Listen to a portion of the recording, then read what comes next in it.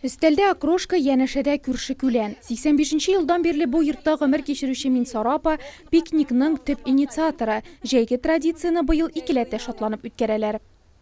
Тәрәзәләрне ясадылар, яхшы быел гилләрдә утыртырга була тәрәзә төпләренә. Коридорларыбыз якты булды. Ишекләребез дыңгыр шап итеп жабылмый, матур гына жабыла. Аларына рәхмәт. Крышадан подъезддан туры суга идәнгә, җиргә, урамга. Аларында Аллага шөкер шәп иншалла ясап чыгарлар. Яшәүчеләр агач ышыгында рәхәтләнгән арада ремонтчылар йорт түбәсендә кызына. Кояшка хозурланып, өстән нурлат ландшафтларына карап ятулары түгел әлбәттә.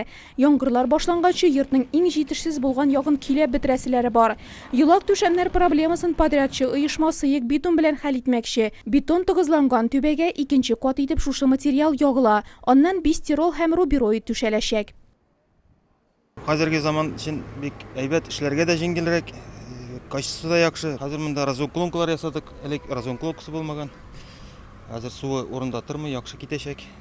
Дружба урамындагы 78-нче йортта да шул ук эшләр башкарыла. Бу яшьлек торак милекчеләре ширкәтенең быел капиталь ремонтланучы икенче йорты.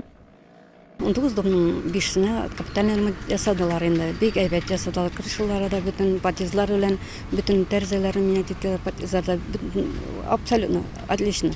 Жительләр бик довольнылар. Бик шатландылар инде капиталь ремонт ясагаштан бик шатландылар. Нурлатта капиталь үзгәрүче 15 йортның бүгенге көндә 5-сендә эшләр тулысынча төгәлләнгән. Калганнарында ремонт 15 августка тәмамланырга тиеш. Шул чакта пикникка йортыбыз белән бергәләп чыгачакбыз диләр Нурлаттагы иң озын йортта яшәүчеләр.